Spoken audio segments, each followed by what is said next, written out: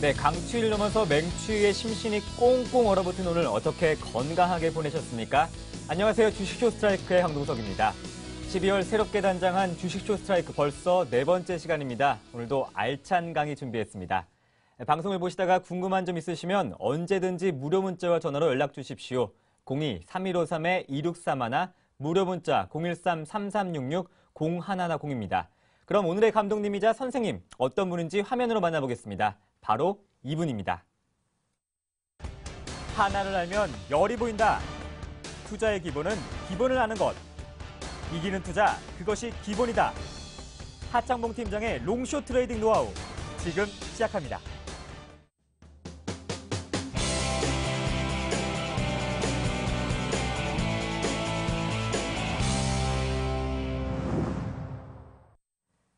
네, 하창봉 팀장님 안녕하세요. 네, 안녕하십니까.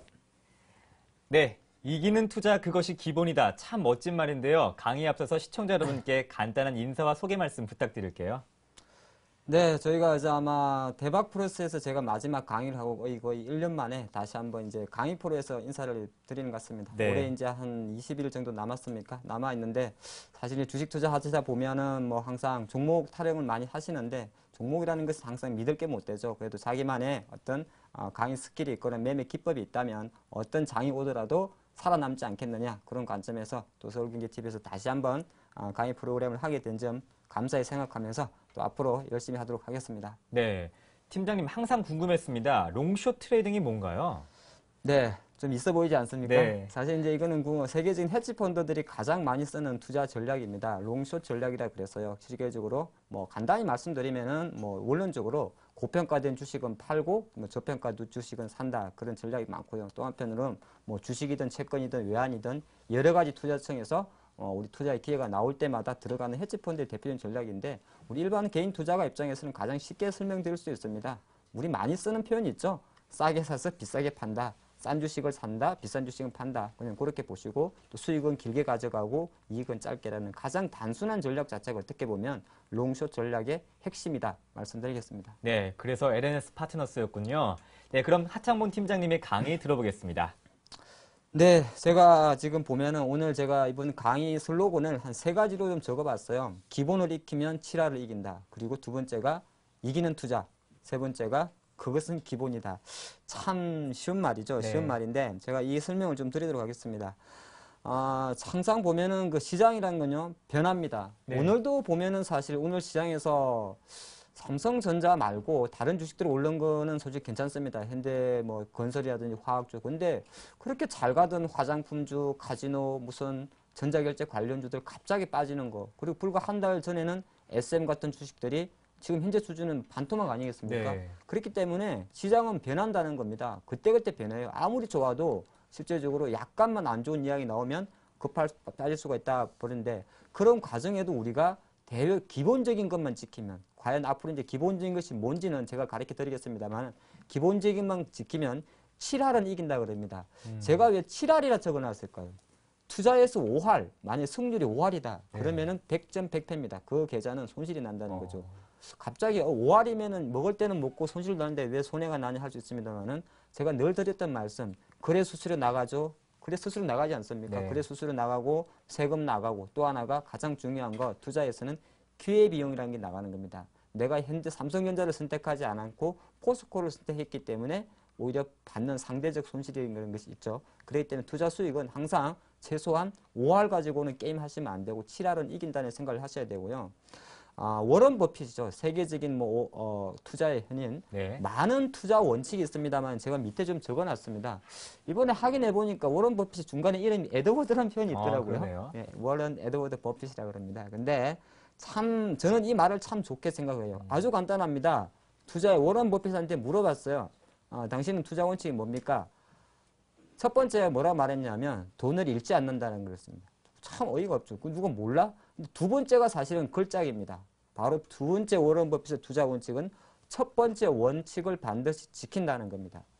어떻게 보면 같은 말이지만요, 이번에는 상당히 많은 함축적 의미가 있습니다. 그 말은 무슨 말이냐면, 앞으로 저와 함께 아니면 우리 개인 투자가분들이 많은 투자 기법을 배웁니다. 그런데 시간이 지나고 가끔 시간이 나서 본인의 매매 상태를 복기를 해보면 항상 아는 데서 다칩니다. 손절해야 되는 거 알면서 다치고 물타기 하지 마는 거 알면서 다칩니다. 왜? 돈이 들어가게 되면 멘탈이 붕괴되기 때문에 네. 실제적으로 기본을 지키지 않아서 손해가 본다는 겁니다. 제가 지금 두 개의 제 프로필 사진을 좀 표시해 놨죠. 네. 항상 보면은 항상 시장에는 큰 그림에서 봤을 때 제가 이제 뭐 다른 방송 화면 좀 캡처했습니다만은 큰 그림을 먼저 봅니다. 우리나라 산업 자체가 어떻게 움직이는지 이런 게 보통 공부를 하게 되죠. 그러고 나서 그게 이제 디테일하게 들어오면 항상 주간에 지금 현재 시장에서 뭘 체크해야 되는지 체크합니다. 그렇게 해서 투자를 하게 되는데 이런 거는 사실은 많이 필요 없어요. 제가 볼 때는 이거는 어느 정도 큰 그림을 그리는 뭐 운용 매니저들의 영역이고 우리 개인 투자가분들은 항상 앞으로 배우게 될 작은 하나하나의 투자 원칙들을 지키면 된다 말씀드리겠고요. 조금 더 다음으로 제가 좀 전에 말한 LS 트레이딩, 롱숏 트레이딩이 어떤 건지를 조금 더 설명을 좀 드리면 사실 이제 저는 이게 뭐 어떻게 시스템은 아닙니다. 시스템이라 해가지고 어떤 뭐 이 LS 트레이딩이라는 걸 집어넣게 되면 알아서 주식을 사주고 팔아주고 그런 건 아니에요. 항상 우리 투자의 어떤 관점에 설명을 드리는 건데 자 수익은 뭐 항상 같은 말이에요. 수익은 길게 가져간다. 중요한 겁니다. 수익은 길게 가져간다는 건데 길게. 이게 어떤 의미일까요? 고점 예단하지 말라는 겁니다. 고점 신호가 나왔을 때 팔라는 거죠. 즉 투자 기간을 추세가 살아있고 종목이 살아가고 이 종목이 21선 지지형 종목이다 그러면 일시적으로 5일선이 이탈하더라도 끝까지 가져가라는 겁니다. 보통 보면은 계좌에 빨간 게 있는 거는 두려워가지고 빨간 거는 빨리 팔고 네. 계좌에 많은 종목 있지 않겠습니까? 시퍼런 거는 계속 오래 그렇죠. 가져갑니다. 거꾸로 하고 있어요. 손실은 짧게 정리하라 그랬는데 거꾸로 손실은 계속. 저도 오늘 그 장중에 사실 뭐 저 개인적으로 관리하는 포트가 좀 있어가지고 네. 갑자기 중소형주 좀 집어넣었었는데 일부 수익 난 것도 있고 뭐 마이너스 난 것도 있는데 제일 먼저 뭘 잘하겠습니까? 아무리 차트 좋아 보여도 손실 난 것부터 잘한다는 겁니다. 그래서 항상 이 수익을 내기 위해서는 항상 수익 난 거는 조금 여유 있게 가져가시고 정 불안하면 뭐 100주 중에서 한 1, 20주 정도만 팔아보는 겁니다. 그게 마음의 위안이고 손실 난 거는 거꾸로예요. 100주 중에서 7, 80주를 팔고 오히려 2, 30주만 남겨주는 겁니다. 그 전략 하셔가시고요. 또 하나가 시장 따라 다릅니다. 강세장이냐 약세장이냐 이거는 종합주가지수에 대한 판단이 될 수도 있고 그 섹터에 대한 판단이 될 수도 있습니다. 지금 가장 강한 강세장 섹터는 뭐가 있을까요? 바로 IT죠. IT는 강세장입니다. 지금. 그럼 IT장 종목에만 포트가 있다 그러면 그는 길게 가져가셔야 되는 거고 지금 약한 건 뭐가 있습니까? 실제적으로 테마주 아니겠습니까? 네. 정치 테마주. 그렇게 9월 달부터 저희가 정치 테마주 하지 마자 그랬는데 한 3일 한가 갔다가 2, 3일 상한가 치면은 피 웃으면서 뭘 하지 마 이렇게 재미난 게 없는데 하지만요 제가 드릴 말씀이 앞으로 2주 동안의 테마주는 내일 사실 당장 뭐 오늘 안철수가 문재인 손잡아 줬다고 문재인 관련주가 오르고 하는 그 중요한 거 아닙니다. 이제 시간에 쫓길 겁니다 아마. 왜? 12월 19일 되면 이 테마주들이 사실은 아무 이유 없이 올랐기 때문에 누가 되더라도 별거 없어요. 그렇기 때문에 약세장이라 생각되는 어떤 섹터에 대해서는 항상 거래 트레이딩도 좀 짧게 하셔야 된다는 겁니다. 그거 말씀드리겠고 마지막으로 경제TV 왜 보고 왜 공부를 하십니까? 저는 그런 생각이 들었습니다. 보는 이유 자체는 다양한 지식들을 좀 얻고 정보를 얻기 위해서입니다. 네. 그 말 자체는 투자의 어떤 마인드 자체를 나는 무조건 내수주 제가 이런 표현을 드릴게요. 저같이 내수주를 좀 좋아하는 스타일은 있어요. 네. 내수주라든지 뭐 이런 걸 좋아하고 저는 실질적으로 뭐 철강이나 제가 중국 무거운 주식을 좀 안 좋아합니다. 네. 제가 성격이 좀 무겁지가 않아요. 가벼워서 그런 건데. 근데 이제 우리 투자가분들도 정권주 좋아하시는 분도 있는데 정권주 좋아하시는 분은 지금 조금 생각하셔야 돼요. 왜? 10년이 바뀌었습니다. 제가 정권사 입사할 때가 2000년 초니까 네. 변화를 한다는 거죠. 그 말 자체는 뭐냐면은 투자 대상 자체, 투자 섹터 자체를 조금 여유 있게 물론 한 번에는 안 바뀝니다. 그러니까 이거는 대형주, 중소형주를 나누는 것이 아니라 업종을 말하는 거예요. 업종을 말하는 거예요. 그렇기 때문에 그런 게 조금 변할 때마다 약간은 제가 적어놨지 않습니까? 여기 보면은 여기 잠깐 같이 크로즈 해줄래요? 대형주, 중소형주 이렇게 나눌 수 있고 민간 방어주가 있잖아요. 네. 항상 내 포트 내에서 최소한 만약에 25%씩만 이렇게 매수를 해놔도 조금 여유가 생긴다는 겁니다. 근데 우리 개인 투자가분들은 주식 투자하시면서 무슨 벼락부자 되려고 그럽니까? 그렇죠. 거의 몰빵하세요, 몰빵. 이 벼락부자 안 됩니다, 주식 투자에서. 제가 해갖고 벼락부자 된 사람 제 주변에 딱 2사람이 있습니다. 진짜 벼락부자. 강남에 빌딩 사신 분 있어요. 거기 유니콘으로 말하면 안 되는구나. 네. 예, 강남역에 있어요. 진짜 샀어요. 650억 주고. 어우. 제 아는 사람 중에 딱 한 사람이 있습니다, 한 사람. 중간에 몇 사람들이 있어요. 뭐 하다가 몇억 버신 분은 봤는데 요새는 전화 연결이 안 됩니다. 제가 어떤 의미인지 말씀드리겠죠. 주식은요, 떼부자, 벼락불라 되려 하지 마시고, 그냥 좀 편하게 하십시오. 내가 삶을 조금 윤택하게 한다 생각하시면 해야 되지. 안 그러면 벼락 부자가 아니라 쫄딱 망한다는 걸 생각하시면서 투자 대상 자체를 조금 여유있게 보시면서 제가 좀 원론적인 이야기 드렸습니다만은 가장 아까 워런 버핏, 그래도 그 사람이 우리보다 돈 많잖아요. 예, 맞습니다. 투자의 세계에는 가진 자의 말 하나가 사실 영향이 있는 겁니다. 제가 아무리 잘나고 기법이 많아도 워런 버핏 영감님 앞에 가면 깨잉합니다. 왜? 지갑에 뜬 돈이 달라요. 근데 그 사람이 뭐라 그랬습니까? 돈을 잃지 않는 것이라 그러고 그 잃지 않는 투자 기법을 지키는 게 투자의 원칙이라 그랬잖아요. 그러면 우리들도 제가 지금 드리는 말씀, 제가 그래도 여러분 앞에서 TV를 해서 말씀을 드린다는 거는 뭐 어떻게 주워 드는 건 많지 않겠습니까? 그래서 이런 원칙들 좀 잘 생각하시면서 앞으로 저와 함께 좀 강의를 좀 공부를 해보는 시간을 갖도록 하겠습니다. 그래서 네. 오늘 첫 시간이어가지고 제가 뭐 사실 길게 잡았으면 제 욕심입니다만은 네. 한 3개월 잡아봤습니다. 네. 부디 서울경제TV에서 저를 계속 네. 나올 수 있도록 협조를 부탁드리겠고요. 예. 앞으로 뭘 할 것이냐, LS 레이딩을 그래서 잘 하기 위해서는 뭘 할 것이냐를 목차를 잠깐 보여드리면 저는 사실 항상 좀 욕심이 많은 사람이라서 시장의 모든 것을 알고 싶어 합니다. 그래서 시장에서 나오는, 현재 시장에서 보이는 거의 대부분을 다뤄보고자 합니다. 1강, 첫 번째는 물론 중간중간에 한 2시간 단위로 보통 잡아봤는데요. 보이는 패를 해석하자는 게 이제 처음에 시작할 겁니다. 먼저 이제 투자 분석을 한번 해보고요. 두 번째는 과연 그러면 대형주, 중형주, 소형주 중에서 이것을 어떻게 구분해서 투자하는지에 대한 방법을 좀 공부하도록 하겠습니다. 그리고 그 후에 그 다음부터 가장 중요한 거, 종목 고르고 나면 이제 사야 됩니다. 살 때는 어쩔 수 없이 차트를 봐야 돼요. 차트를 봐야 되기 때문에 차트를 보더라도 제가 또 만든 아주 심플한 357 기법이 있습니다. 저는 심플한 거 좋아합니다. 상당히 심플해요. 네. 네, 그 357 기법에 대해서 한번 이해에 걸쳐 강의를 한번 해볼 것이고요. 자, 마지막으로는 이제 가장 중요한 거, 실제적으로 이제 그 대표적인 트릭은 배웠기 때문에 조금 더 디테일하게 종목을 선택하고 또 하나가 과연 이 종목을 내 포트에서 얼마를 사야 되는지에 대한 고민. 이게 가장 중요합니다. 얼마를 사는지 상당히 중요한 거예요. 돈이 얼마가 중요한 게 아니라 이 섹터 자체를 내가 자산에 얼마를 사야 내가 여유 있게 가져갈 수 있는 그 베팅법에 대해서 공부를 해보겠고요. 마지막은 약간 부록입니다. 부록. 왜냐하면 저는 사실 보조지표를 안 봅니다. 안 네. 보는데 왜 안 보는 거 잠깐 말씀드리면 모르겠더라고요. 예, 너무 솔직했습니까? 모르겠어요. 그리고 보조지표라는 게 저한테 맞는 걸 어떻게 보면 찾지 못했습니다. 그래서 저는 솔직히 말씀, 저한테 맞는 보조지표를 찾지 못했기 때문에 제가 오히려 보조지표를 안 보는데 네. 그런 관점에서 이제 우리 일반 투자자분들은 또 그리고 의지할 것은 사람이 어떤 그 심리 요인을 좀 커버해 줄 수 있는 것이 보조지표이기 때문에 가장 많이 본다고 제가 설문조사를 해서 뽑아낸 이동평균선에 관한 거하고 벨렌즈 본드에 대한 것만 마지막 시간에 좀 강의를 하도록 하겠습니다. 예, 어떻습니까? 우리 앵커님 제가 좀 준비한 게. 네, 기대됩니다. 3개월 동안 이렇게 배울 수 있다고 하니까 좀 기대가 많이 되는데요. 네, 그렇습니다. 그러면 네. 이제 뭐 본격적으로 자, 보이는 패를 해석하는 법 지금부터 이제 본 강의에 들어가도록 하겠습니다. 네.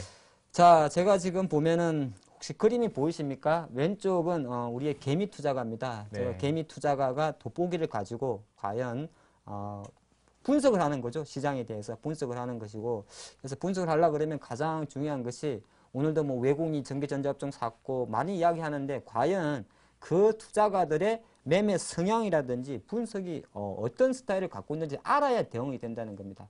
욕만 하면 안 돼요. 에이, 기관들 뭐 SM 200만 원 네. 한 대 해놓고는 때린다. 삼성전자 170만 원 간다 해놓고 내일 안 갈 수도 있지 않습니까? 그렇죠. 그래서 이제 그런 투자자들의 어떤 매매 패턴이라든지 성향을 한번 분석해 보겠고, 제가 오른쪽 그림은 황금 돋보기입니다. 힘들게 구했습니다. 황금 돋보기. 그 말 자체는 지금은 사실 우리 개미 투자가 입장에서 나비 한 마리 찾는데 저렇게 뭐 모자입니까? 네, 모자 하나 쓰고 복무하지만은 좀 제대로 이걸 알고 계신다면 오히려 황금 돋보기의 어떤 눈을 가질 수 있지 않을까, 그렇게 제가 좀 긍정적으로 준비를 했다 말씀드리겠습니다. 네.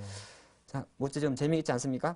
자, 그러면 과연 시장에 대한 참여자는 누가 있을까를 제가 좀 표시를 해봤습니다. 그림 좌측에서 보면은 맨 좌측 숫자 많은 거 매트릭스 구조처럼 생긴 것은 바로 요즘엔 잘 많이 사라졌습니다만 정권사에서 가장 많이 객장에 가면 보였던 전광판입니다. 주식 시세판이죠. 그래서 주식시장을 바라보는 세 가지 눈 참여자들인데 많이 아실 것 같습니다.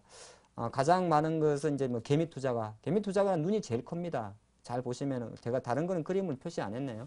개미 투자가 눈이 제일 커요. 왜? 뭐 먹을 거 없나 싶어가지고 여기저기 뚫어져라 쳐다본다는 것이고, 이제 그 다음에 중요한 거는 제가 일부러 국민연금 기관을 제일 크게 표시해 놨습니다. 많은 연기금 중에서 그래도 국민연금의 영향이 가장 큰 기관의 어떤 참여자 이 부분을 한번 다뤄볼 것이고요. 맨 마지막은 외국인이죠. 조지 워싱턴을 세고 있는 미국 사람의 손이네요. 네, 외국인 투자가. 그러니까 시장은 크게 봤을 때 우리 많이 알겠지만은 개미 투자가 그리고 기관 그리고 외국인 이건 다 아시는 내용이죠. 하지만 이제 그 다음부터가 상당히 중요한 내용입니다. 그 다음부터 어떤 내용이냐? 네. 오늘 실제적으로 제가 장중 오전에 캡처한 화면인데요. 대충은 알겠어요. 아, 개인이 사는구나, 외국인이 파는. 이게 아마 오전 10시 53분 정도 자료니까 그때는 개인이 한 500억 정도 유가증권 시장에서 팔았고 외국인 한 981억 그리고 기관은 438억을 팔았네요. 근데 중요한 것은 오전 10시만 해도 사실은 이미 개인들은 코스닥에만 계속 목매고 있었네요. 지금 보니까 네. 한 326억 정도 매수를 보여주고 있었고 그런 상황이었는데 자 지금부터 앞으로 이거는 투자자별 매매 동향은 저는 보통 제 밑에 딜러 교육을 시킬 때 이것만 처음에 시키면 한참 걸립니다. 이거를 제대로 아시면 장중에 어떤 수급의 변화라든지 향후 다음 주에 대한 예측이 가능하다는 겁니다. 그리고 이 친구들이 뭘 사고 어떤 걸 샀냐에 따라서 그 다음날 아침에 체크 포인트도 달라지는데 그 흐름 자체 우리 쉽게 흘립니다만은 제가 이렇게 일부러 거래소, 코스닥, 선물, 옵션, 주식 선물까지 나누는 이유는 다 이유가 있겠죠. 예, 그냥 주식만 앞으로는 거래소 쪽에서만 뭐 얼마 샀냐 이렇게 보시면 되는 게 아니라 앞으로 계속적으로 개인 입장에서는 사실은 뭐 거래소나 코스닥 사면 보면 되는데 외국인은 한 번에 싹 다 봐야 됩니다. 전부 다. 예, 참 어렵죠. 공부할 거 많습니다. 근데 네. 거래소, 코스닥, 또 주식, 옵션 맨 마지막에 있는 SSF, 네, 싱글 스탁 퓨처라 그래서 주식 선물까지 보셔야 됩니다. 오늘 외국인들 결과론적으로는 주식 2천억 사면서 삼성전자나 기타 주식 선물은 매도 해지했죠. 네. 이런 거 빨리 캐치하실 수 있어야만이 실제적으로 향후에 도움이 된다 말씀드리겠고, 자 지금부터 그러면은 뭐 이런 디테일한 거는 제가 충분히 이따 말씀드렸기 때문에 제일 중요한 거는 성향 분석이 들어가야 됩니다. 제가 분석을 해봤습니다. 개인 투자가 뭐 지금부터 이제 잘 들으시더라고요. 개인 뭐 아마 우리 시청자님 중에 여기 포함되시는 분도 있고 뭐 많이 거의 다 포함될 겁니다. 제가 웬만한 개인 투자가는 다 뽑았으니까 크게 봤을 때는 개미 투자가가 있죠. 개미는 우량 개미가 있고 불량 개미가 있다고 제가 감히 이렇게 말씀을 드렸습니다. 네. 왜 불량이냐?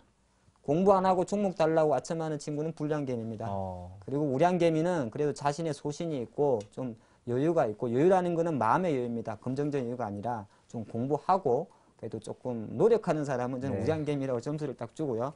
전혀 그렇지는 않고 불량개미도 있습니다. 그리고 가장 중요한 거 생계형 전업투자가가 있고요. 또 하나가 우리 재테크란 표현으로 직장인들, 샐러리맨들이 스마트폰으로 하는 재테크 투자가가 있겠죠. 근데 사실 이 나눠본 이유 자체는 크게 중요하지는 않는데 사실 좀 다르다는 겁니다. 오히려 가장 지금까지 시장이 많이 빠질 때 가장 데미지 입으신 분들은 바로 불량개미님들하고 전업투자가님입니다. 전업투자가님은 왜냐하면 주식을 벌어서 여기서 생활비가 나와야 되거든요. 네. 근데 이게 참 미치는 노릇이죠. 그래서 더 항상 목마르다 말씀드리겠고 가장 이제 작전을 많이 하는 슈퍼개미라고 있죠. 슈퍼개미는 뭐 정시 이후에 계속 있었습니다. 보통 이제 인터넷에 검색만 하면 나오는 사람들 많이 있지 않습니까? 제가 분명히 초상권상 실명 거론은 안 하겠습니다만은 많은 주식들이 있습니다. 네. 슈퍼개미가 들어왔다. 최근에 어제 뭐 코스닥 팀스란 주식입니까? 최근에 팀스란 주식도 슈퍼개미 이야기 때문에 주가 급등을 흐름을 보여주는데 거의 다가 슈퍼개미는 제 느낌상 거의 다가 먹튀 하십니다. 먹튀 하십니다는 아니라 먹튀 하더라고요. 애들이 좀 질이 안 좋아요. 그래서 대부분이 경영권 참여 이야기로 들어와가지고 교모하게 5% 지분율을 건드리죠.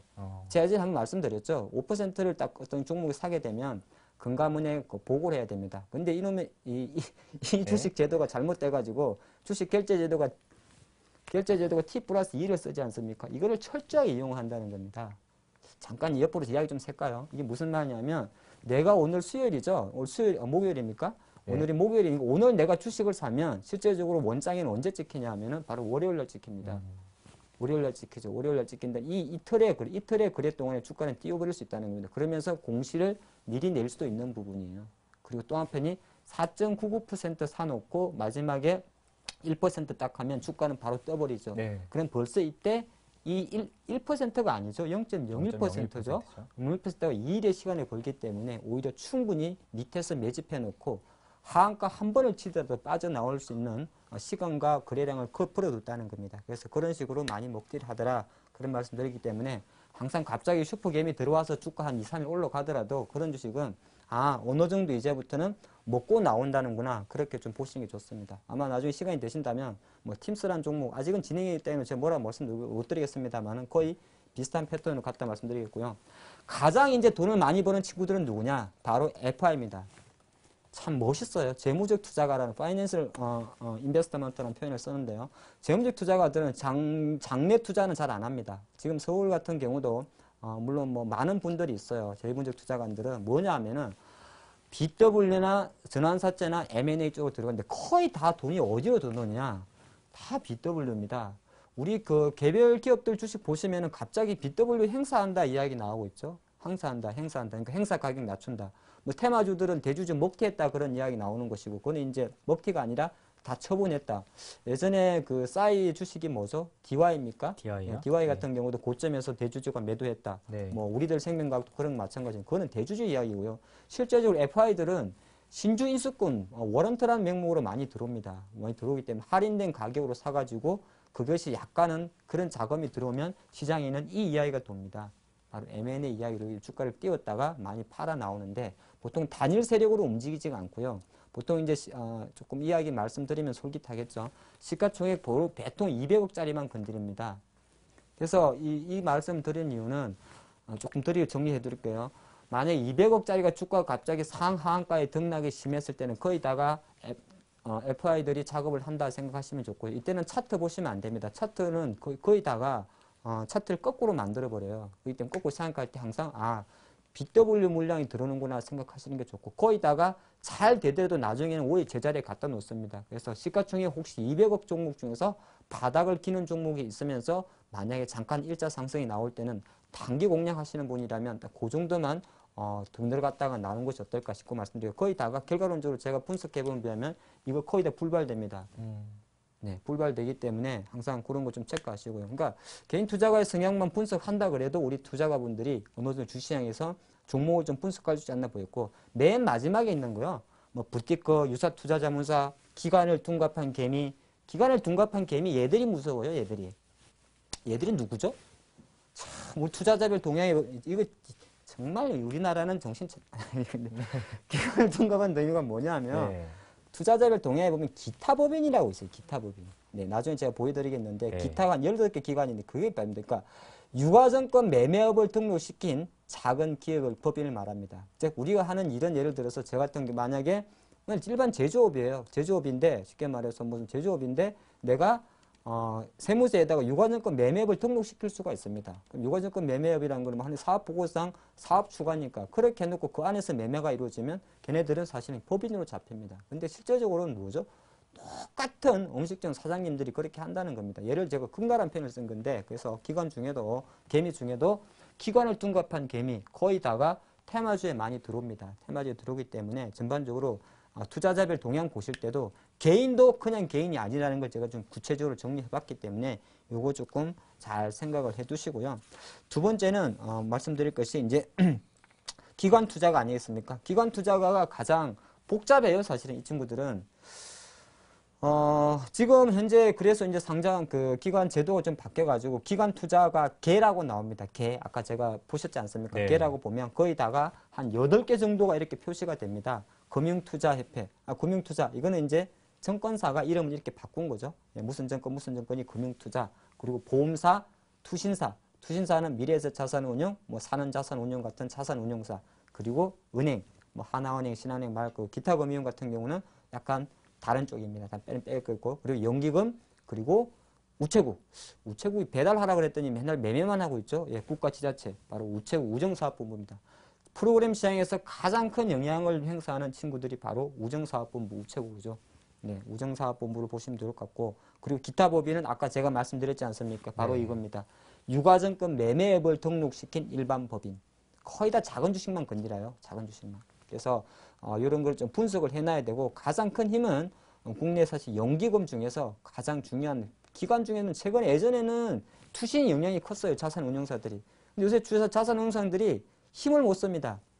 미래에셋, 삼성자산은 거의 다 힘을 못 써요. 시장에서 별 영향력이 없어요. 뭐 이미 사실 미래에셋 같은 경우는 국내 펀드 운용도 많이 합니다만은 해외 뭐 채권 펀드라든지 해외 부동산 투자를 많이 했기 때문에 영향이 없고 가장 큰 기관 중에 요새 믿을 친구들은 네 바로 우리의 노후를 책임질 이 친구들입니다. 바로 연기금인데 한 5개 정도 연기금이니까 연금과 기금의 합체 아니겠습니까? 네. 뭐 국민연금이라든지 사학연금, 뭐 공무원연금기금 그리고 뭐 교원공제 뭐 이런 거 여러 가지 있는데 가장 큰 영향력은 국민연금이라는 걸 미리 좀 말씀을 드리겠고요. 제가 여기서 이제 중요한 것이 최근에 이제 SM도 그렇고 네. 뭐 우리 앵커님도 들으셨겠지만은 뭐 많이 좀 시장에 가전 루머가 나왔지 않습니까? 그렇죠. 중소형 펀드 매니저들을 교체한다더라, 네. 뭐 중소형 펀드를 바꾼다더라. 근데 그게 왜 그냥 있는 게 아니라 진짜 있는 이야기입니다. 그래서 그것을 제가 좀 정리를 해봤는데요. 자, 연기금이 실제적으로 자금을 집행하는 프로세스를 조금 아신다면 우리 투자자분들이 좀 도움이 되지 않을까 제가 생각을 했습니다. 자, 연기금 같은 경우 자금을 집행할 때 정합니다.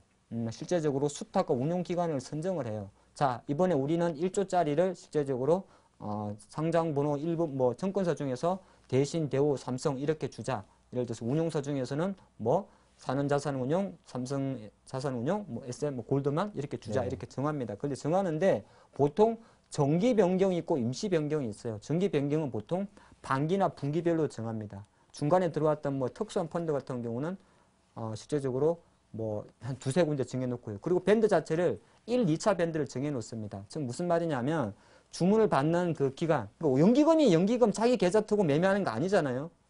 아닙니다. 네. 연기금은 실제적으로 자금만 집행하지 모든 오퍼레이터 자체는 밑에 있는 수탁기관, 운용기관들이 운용을 하는 겁니다. 연기금인들이 앉아가지고 연기금 국민연금 사무실에서 매매하는 거 아닙니다. 그거 충분히 아셔야 돼요. 그래서 수탁기관을 선정하기도 임시는 뭐냐 하면은 최근에 골드만삭스 한국법인 철수와 같은 사태예요. 아니 연기금의 자금을 골드만삭스에다 미리 줬는데 걔네들이 먹튀 하잖아요. 지금 말은 적자라고 나가는데 적자 아니 딴 거 하고 나가지 않습니까? 어쨌든 간에 그렇게 됐을 때 변경이 나온다는 겁니다. 그렇게 됐을 때 많은 이제 자금을 집행을 하는데 보시면은 이렇게 자산 운용사에도 맡기고 두 번째는 자문사. 사실 최근에 자문사에 많이 맡기죠. 이제 운용사 친구들이 워낙 말 안 먹었지 않습니까? 사실 제가 아직 저는 펀드를 안 하기 때문에 체크를 안 해봤는데 올해 아마 주식형 펀드 수익 별로 안 났을 것 같다는 생각이 잠깐 들다 보니까 최근에 이제 자문사도 많이 넘겨주고 또 실제적으로 증권사들도 오퍼를 많이 받습니다. 그래서 실제적으로 연기금이 자금될 때 이 친구들은 밑에 있는 이 세 친구들은 연기금 자금을 받아야 실제적으로 어느 정도 회사의 실적이 나오지 않겠습니까? 그렇기 네. 때문에 항상 정기 임시 변경이 있을 때마다 펀드 매니저나 애널리스트들이 거의 줄을 서 있다는 겁니다. 갑이죠, 갑. 네. 그만큼 현재 수준에서는 기관에서 제가 아까 그래서 조금 전에 위에서 많은 기관 중에서 가장 시장 영향이 있는 친구들은 결과론적으로는 이 친구들이라는 거죠.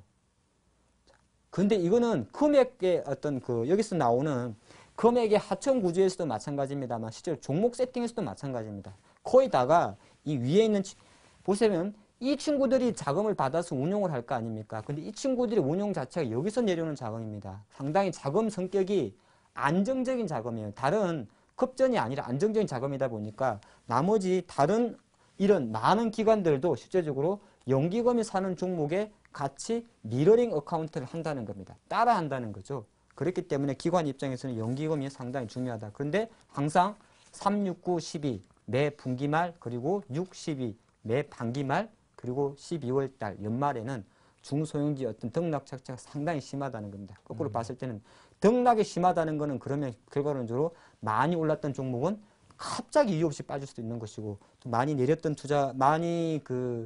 내렸던 종목들은 갑자기 최근에 뭐 화학주 올라오는 것처럼 네. 갑자기 확 땡길 수도 있다는 겁니다. 요새 화학주 20% 올랐죠? 네. 그럼 실제로 연기금 입장에서 한 번에 확 들어가서 한 달 만에 20%면 1년 장사 다 했다고 할 수 있는 거기 때문에 그런 쏠림 현상이 철저하게 조금 전에 살펴드린 이런 폴로에서 좀 나온다 말씀드리겠고요. 자, 외국인 한번 분석해 드리겠습니다.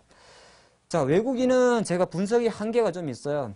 왜냐하면은 제가 일단 뭐 헤지펀드에서 일을 해본 것도 아니고 네. 제가 또 외국인도 아니고 이제 순수 한국 사람 아니겠습니까? 하지만 이제 저희 경험을 가지고 좀 분석을 해봤더니 크게 외국인 투자가의 투자 성향은 두 가지로 나오는 것 같습니다. 인덱스 추종형이 있고 액티브형이 있어요. 이 뭐냐 하면은 실제적으로 20만 원 전후에서 현대차를 샀던 친구들은 약간의 인덱스 추종형에 가깝습니다. 밸류에이션으로 접근했다는 거죠. 밸류에이션 접근해서 뭐 20만 원이니까 현대차 내년까지 지켜보고 실제로 한번 사보자. 왜냐하면 20만 원 전후할 때 기관은 계속 현대차 팔아도 그걸 받아준 거는 다 외국인이었거든요. 네. 그래서 그런 관점에서 할 때 시장에 따라서 이제 시장 수익률을 맞추는, 즉 올해 2012년도 종합주가지수가 기준으로 지금 현재 수준으로 연초에 1830 정도 출발했기 때문에 지금 지수는 한 6.5% 됩니다. 네. 그럼 인덱스 추종형 펀드 매니저나 펀드는 올해 내수익률이 6.5% 이상이 있으면은 연봉 협상 그대로 가는 겁니다. 시장보다 좋았으니까. 근데 그 추종형 친구들이 5% 미만에 있다? 그러면은 그 친구들은 펀드 리밸런싱이나 매니저 리밸런싱 간다는 거죠. 그러니까 시장 따라, 시장 베타 따라가는 인덱스 추종형이 있고, 액티브는 그거 아닙니다. 그런 거 필요 없고, 무조건 예를 들어서 연간 20% 이상을 내라. 절대 수익을 추구하는 그런 펀드, 외국인 투자가 있다는 말씀드렸고, 중요한 건 헤지 펀드가 사실은 영향이 가장 큽니다. 이 투자가들은 거의 우리 뭐 개인이나 개미는 같고요. 두 번째 헤지 펀드 같은 경우는 섹터 플레이를 한다 그럽니다. 그 말은 무슨 말이냐면 한국 주식을 다 사고 예를 들어서 일본 주식은 팔아라 뭐 이런 거 있을 수가 있고요. 또 그걸 조금 밑으로 내려오면 한국 현대차는 사고 도요타는 팔아라 이렇게도 할 수 있는 거죠. 그것이 뭐 한국 시장에서 사든 뭐 GR 그러니까 해외 시장에서 사든 DR 쪽에서 사든 그는 별 상관이 없다 그런 말씀이고, 헤지 펀드들은 무조건 절대 수익 추구형이기 때문에 이런 다양한 섹터 플레이를 하고, 투자 대상 자체도 한 가지만 하는 게 아닙니다. 제가 표시했지만은 가장 외국인들 큰 자금들이 많이 건드리는 건 사실은 채권입니다. 우리의 채권을 가장 많이 건드리고, 뭐 외환 같은 경우는 실제적으로 뭐 환차이나 리스크 쪽으로 들어오기 때문에 많이 안 건드리는데, 헤지 펀드들은 채권 그리고 나머지 주식, 때로는 주식에 대해서 개별 리스크가 많다 싶을 생각이 들 때는 ETF 투자도 많이 합니다. ETF 투자 많이 하기 때문에 이런 거 좀 알고 계시면 실제 외국인들도 상당히 좀 크구나. 그렇게 보시면 될 것 같고요. 여기서 이제 중요한 거, 본적으로 제가 옛날에 말씀드린 건데, 외국인 중에서 가짜 짝퉁 외국인이 2명 있습니다. 네. 바로 검은머리 외국인, 노랑머리 한국인. 자, 검은머리 외국인은 제가 그때 말씀드렸지만 외국인이 대 외국인이 아니랍니다. 왜? 머리가 노란색이 아니라 검은색이니까. 이는 어떤 의미냐? 외국 이중 국적을 보유한 한국인입니다. 즉 제가 지금 한국 국적을 갖고 있습니다만은 제가 캐나다 영주권이 갖고 있다면 실제적으로 저는 내가 계좌 그 증권사에 가서 계좌를 개설할 때 캐나다 영주권을 가지고 외국인을 계좌 개설이 되고요. 하창봉이라는 이름으로 주식을 삼성전자를 한 주 사게 되면은 매수 창구 1위에 외국인 매수 한 주 잡힙니다. 네. 그것이 바로 외국 국적을 보인 한국인이다. 이런 주식들은 실제적으로 대형주에는 많이 안 드러나는데, 그러니까 중소형주 예를 들어서 뭐 외국인들 10,000주, 5,000주 산다고 이게 외국인이 사는구나, 네. 올라가 있구나, 그런 단순한 생각은 좀 멀리 하라고 이런 게 있다 말씀드리겠고요. 이걸 또 이용한 친구들이 있어요. 노랑머리 한국인이 있습니다. 참 우리나라는 안 좋은 건 빨리 배웁니다. 이건 뭐냐면 진짜 한국 사람이에요. 네. 한국 사람인데 내가 염색을 했다는 겁니다. 외국인 사람인처럼. 그래서 한국 국적을 보유한 외국인입니다. 이 말은 무슨 말이냐면 실제적으로 뭐 그 법적으로 그렇게 쉬운 건 아닌데, 예를 들어서 싱가포르라든지 다른 데 가서 계좌를 개설할 수가 있죠. 외국계 증권사에 계좌를 개설한다든지 그런 한국 자금인데 외국인을 가장한 그런 자금이 노란머리 한국인이다 봅니다. 그래서 제가 왜 이걸 나눠드렸냐면 그냥 뭐 삼성전자나 뭐 현대 기아차처럼 큰 주식은 상관이 없는데 항상 시가총액 한 2천억 전후 좀 작은 주식들이 특별히 기관 외국인 사는 건 너무 신경 쓰지 말라는 겁니다. 너무 차트 자꾸 내려가고 있는데 기관들 사고 한다고 그거 매이다 보면 상당히 고생한다 그런 말씀을 좀 드리겠고요. 전반적으로 보면은 뭐 외국인들이 뭐 예전에 뭐 어디 있는지는 뭐 좀 가보지 않았기 때문에 모르는데 가장 많이 아시겠죠. 헤지펀드는 뭐 싱가포르나 룩셈부르크 같은 약간 조세 피난처 쪽에 많이 형성돼 있다 말씀드리겠고요. 자, 이제 투자가들의 동향 잠깐 분석을 해봤으니까 과연 지금 앞으로의 중요한 것은 이제 이거는 분류를 해본 겁니다. 분류를 해본 것이고 앞으로 이 친구들은 어떤 매매 스타일을 갖고 있는지를 알아야 이제 우리가 투자를 할 수가 있겠죠. 이게 상당히 중요한데요. 과연 조금 전에 살펴드린 개인, 외국인, 기관들은 리스크는 어떻게 질까? 이 판단. 그리고 과연 리스크를 제가 그림을 좀 그렸지 않습니까? 이러한 리스크를 안고 제일 먼저는 리스크를 고민합니다. 어디에서 흔들지. 두 번째는 리스크를 안고 어느 정도의 프라핏, 수익을 어느 정도 이끌지, 그리고 수익을 지키기 위해서 어느 정도 허리라인에서 로스, 손절을 걸어주는지를 중요하게 생각하십니다. 이걸 아셔야만이 투자자 동향에서 살아남을 수 있다. 그런 말씀 드리겠고요. 그래서 제가 좀 투자자 성향을 분석해 보니까 간단한 내용입니다만은 확실히 많이 공감되실 것 같습니다. 우리 개인 투자가분들은 확실히 많이 좀 변했다고 하는데도 역시나 대형주 대비해서 중소형주를 선호하더라. 예, 중요하고요. 그 다음에 귀신같이 비추세적 매매합니다. 비추세적. 붕 오르면 팔고 빠지면 사는 저점 매수에 고점 매도를 완전 잘못 배우셔가지고 거꾸로 하고 계십니다. 아니 뭔 비추세. 그러니까 쉽게 말해서 급락하니까 계속 물타기 하는 걸 말하죠. 나는 저점 매수에 이렇게 생각하시면서. 하지만 실제는 그렇지 않다. 그런 말씀 좀 드리겠고요. 기관 같은 경우는 실제적으로 보면 좀 다릅니다. 근데 제가 보니까 똑같아요. 제가 어차피 기관에 잠깐 있었기 때문에 결과는 개인 아니었습니다. 개인들이 모여서 만든 게 기관인데 하지만 기관들이 개인보다 왜 조금 더 잘 되냐 하면 쉽게 말해서 자금이라든지 운용의 어떤 피어리드, 기간이라든지 성과 척도가 상당히 타이트하게 돌아갑니다. 요새 말이 좋아 기관 매니저지 팔이 목숨이에요. 부러워하실 필요 절대 없습니다. 여의도 지금 12월 달 되면 애들이 썰렁합니다. 그러니까 그거 하지면 안 돼. 하지만 내 자금이 아니라 개인이 모아준 기관 자금을 운용하다 보니까 상당히 오히려 타이트하다. 그리고 가장 중요한 거, 왜 기관들이 종목을 한번 사게 되면 우 오르고 우 내리느냐.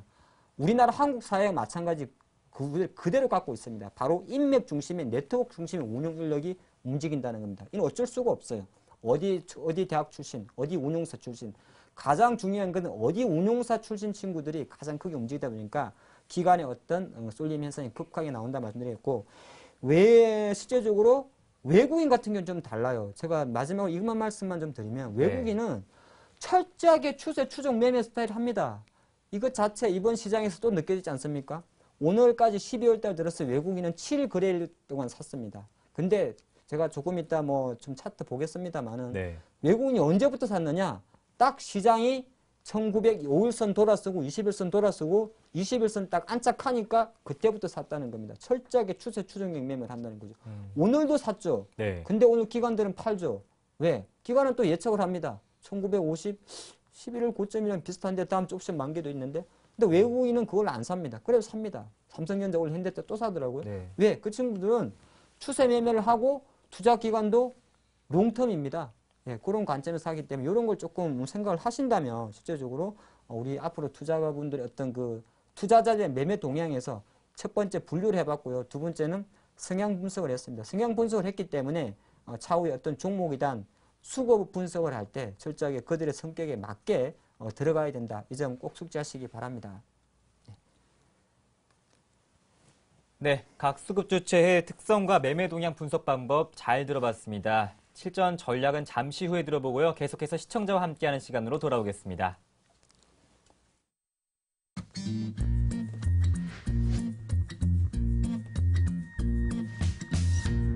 He's never been lonely.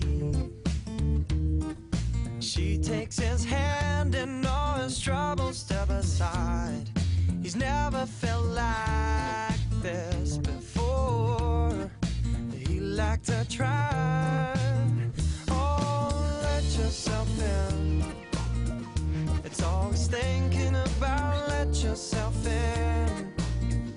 And now he's singing out loud. Ooh, I'm feeling like my life has just begun.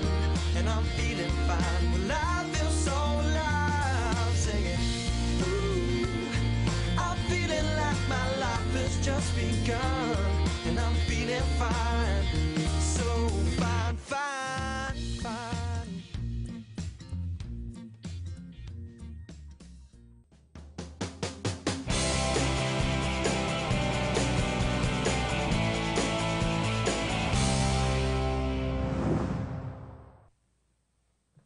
네, 코너 속의 코너, 시청자 여러분을 위한 시간이죠. 새롭게 단장한 주식 쇼스트라이크에서는 여러분을 위한 퀴즈 이벤트 준비했습니다. 매일 전문가님께서 한 문제씩 퀴즈를 내주시면 정답을 하시는 분은 013-3366-0110번 무료 문자로 정답 보내시면 됩니다. 매일 한 분 추첨을 통해서 반고인 파리미술전 관람권 2매 보내드리고 있습니다. 주식 고수들의 노하우도 배우고 선물도 챙길 수 있는 좋은 기회인 만큼 여러분의 많은 참여 부탁드리겠습니다. 그럼 어제의 퀴즈와 정답부터 확인해 보겠습니다.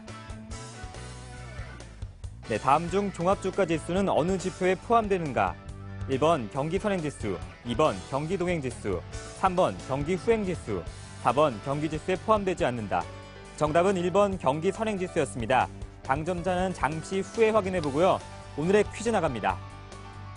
네, 다음 중 주요 연기금이 아닌 것은 1번 투자자문사, 2번 국민연금, 3번 사학연금, 4번 공무원연금. 네, 정답을 아시는 분은 지금부터 문자 보내주십시오. 저는 그럼 행운의 당첨자 확인해 보겠습니다.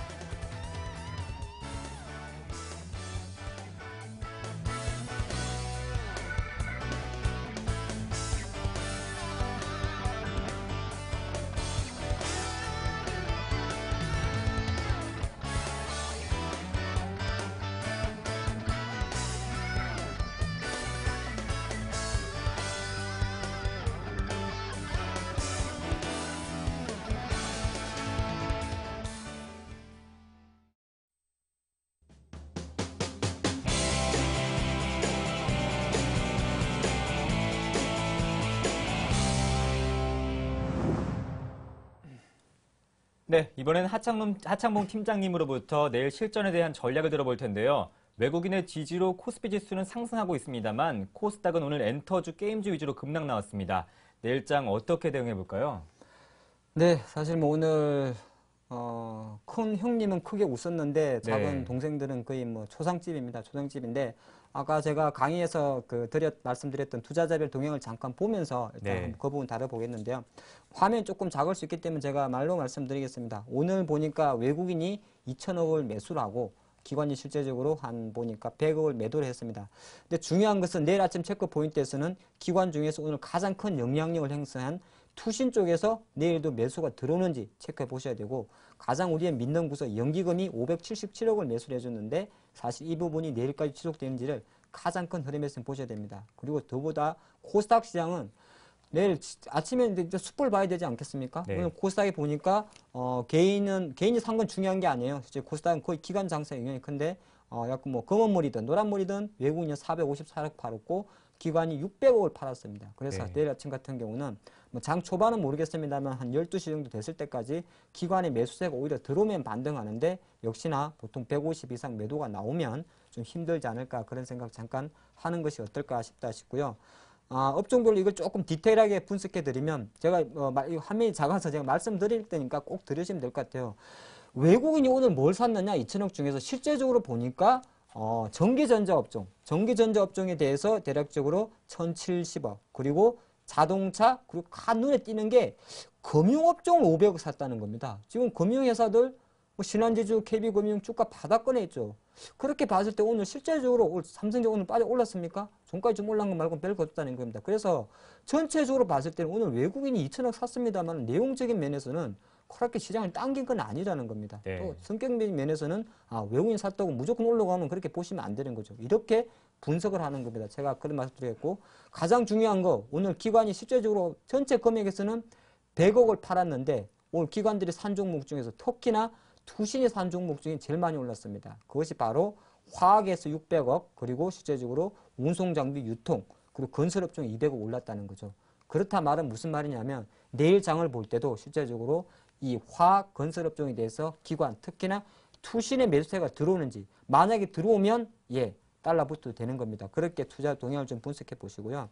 역시나 글자 너무 작으니 재미가 없죠. 차트 잠깐 보면서 말씀드리도록 하겠습니다. 네. 자, 종합주가에서 아마 고민이 좀 많으실 것 같은데요. 제가 좀 말씀을 드리면 저도 지금 고민입니다. 과연 지금 상황에서 2000포인트를 갈까 안 갈까? 이거는 상당히 중요합니다. 우리 투자자님들이 아니 뭐 2000포인트 50포인트 남았는데 뭐 중요할 수 있냐면 시장의 판이 바뀝니다. 판이 바뀌어요. 항상 박스권이 가장 힘들던 2000포인트 넘어가야 되는 판이 바뀌기 때문에 내 포트와는 상관없이 가나 안 간지를 지켜봐야 되는데, 제가 판단할 때는 그 기로에 와 있다 생각을 합니다. 가장 중요하게 생각하는 거는 좀 제가 예전에 뭐 기술적 분석 좀 해드렸죠. 우리 많이 배워봤을 겁니다. 약간 짧은 기간에 봤을 때 이거는 헤드앤숄더의 오른쪽 어깨에 그 임박해 있습니다. 헤드앤숄더는 뭐죠? 전형적인 매도 사인입니다. 사실 매도 사인은 안 나왔는데 제가 판단할 때 헤드앤숄더가 이제 제가 예전에 말씀드렸잖아요. 어깨가 축 처진다는 거죠. 그럼 내려간다는 소리입니다. 그래서 저도 지금 사실은 시장을 약간 정강후약으로 보고는 있는데 그 기록은 뭐냐면 사실은 중요한 것이 앞으로 대략적으로 한 1065에서 1070포인트 정도를 그게 삼성전자가 올리든 누가 올리든 간에 안착을 하면서 가주면 네, 그때는 좀 욕심을 내셔도 되고요. 그게 아니라 또 밀리면 조금 큰 그림에서 봤을 때 제가 아까 말씀드렸지만 밑에서 빨갛게 올라온 21선 대략적으로 다시 한번 1920선까지 조정은 좀 올 수 있겠구나 그런 생각하는 게 좋습니다. 이렇게 먼저 큰 그림 한번 봐드렸고요. 종목별로는 간단해요. 종목별로는. 네, 종목별로는 실제로 간단하다는 것이 네. 그 오늘 밤에 아마 삼성전자 그 애플 소송 얘기가 잠깐 나오죠. 네. 잠깐 나오는데 뭐 이거 별 신경 안 쓰셔도 돼요. 뭐 소송 지든 말든 제가 보니까 지금 삼성전자 기관들이 뭐 소송 때문에 사겠습니까? 이길 것 같아. 그렇지는 않은 겁니다. 네. 그래서 삼성전자는 뭐 저는 신규 매수는 뭐 자신 있게 못 권하겠습니다만은 조금 그냥 보유 전력 정도는 보고요. 내일장의 가장 큰 키포인트는 오늘 많이 반등을 한 실제적으로 금호 석유 같은 실제적으로 화학주들이 어느 정도 반영하는지를 좀 보셔야 될 것 같습니다. 내일도 만약에 이런 화학주 흐름 자체가 투신을 기반으로 들어온다면 최소한 다음 주 옵션 만기 있습니다만은 그래도 좀 괜찮지 않나 보겠는데 금호수유 같은 종목도 기술적으로 봤을 때는 12만 5천원 거의 다 왔다는 생각도 잠깐 할 수는 있어요. 그래서 덥석 달라붙기는 좀 부담스러울 것 같다 말씀드리겠고요. 중소형주 SM만 잠깐 말씀드리면 SM의 좀 특징이 제가 판단할 때 내일 아침에 갭상승도 좀 나올 수 있다는 생각이 네. 듭니다. 왜 이런 말씀 드렸냐면 하한가를 안 쳤어요.